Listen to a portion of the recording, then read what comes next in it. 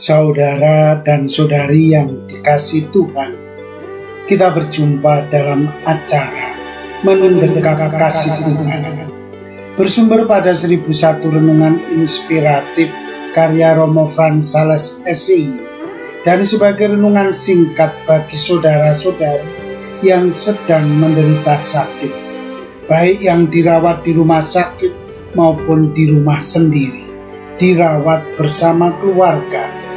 Dengan saya Romo Valentinus Tejantara SCI dari komunitas SCI Teluk Betung, Lampung. Pada hari ini kita ingin merenungkan tema sandarkan hidup pada Tuhan. Ada seorang tawanan di kamp konsentrasi Soviet di Siberia. Sebagai seorang tawanan, ia biasa bekerja keras.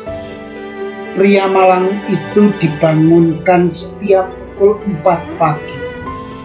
Mereka memberinya sepotong roti dan secangkir susu segar. Itulah yang membuat ia bertahan hidup. Dari pengalamannya, hanya sepotong roti itu saja diberikan kepadanya untuk hidup 1 hari.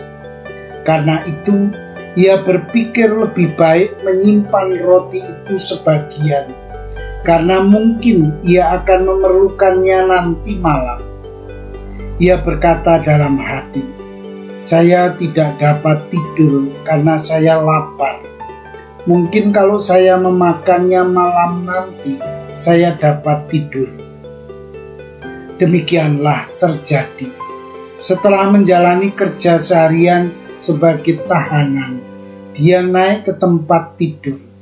Ia berkata pada dirinya, "Malam begitu dingin.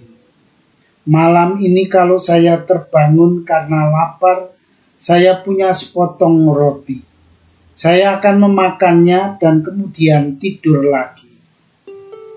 Hidup itu ternyata penuh dengan perhitungan. Apalagi di saat-saat sulit. Orang mesti berjuang untuk mempertahankan hidupnya. Kisah tadi menunjukkan betapa berharganya sepotong roti bagi hidup manusia. Tawanan itu mesti menyimpannya untuk menyambung hidupnya. Kalau ia tidak berbuat demikian, kekuatannya untuk bekerja akan hilang. Kalau tidak ia lakukan, ia bisa mati kelaparan. Hidup yang berharga itu mesti selalu diperjuangkan. Dalam hidupnya selama di dunia ini, Yesus selalu menghargai kehidupan. Orang yang sakit ia sembuhkan, orang yang lumpuh ia sembuhkan, bahkan orang yang sudah mati ia bangkitkan kembali. Hal ini mau mengungkapkan betapa hidup begitu bernilai. Hidup itu menjadi yang utama dalam segala-galanya. Karena itu, Yesus mengingatkan manusia agar tidak mengikatkan hidup pada hal-hal yang dapat binasa.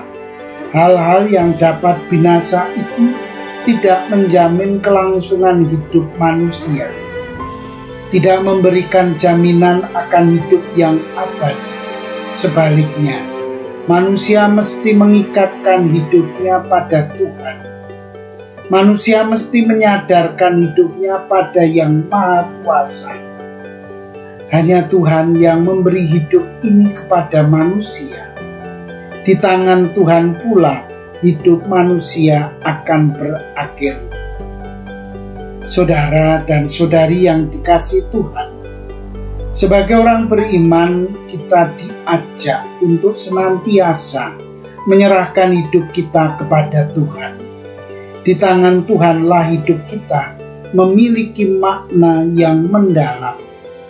Tuhan yang mampu memberikan kita kebahagiaan yang abadi itu. Mari kita berusaha untuk senantiasa menyandarkan hidup pada Tuhan. Saudara dan saudari yang terkasih, marilah mengakhiri renungan singkat kita dengan menyatukan iman, harapan, dan kasih kita kepada Tuhan. Akhirnya, berkat dan doaku selalu menyertai Anda yang sedang sakit. Semoga Tuhan memberi kesembuhan, kekuatan, dan ketabahan dalam memanggul salib hidup ini dan diberi semangat serta kesegaran. Doa dan berkatku selalu menyertai Anda. Sampai bertemu dalam renungan selanjutnya.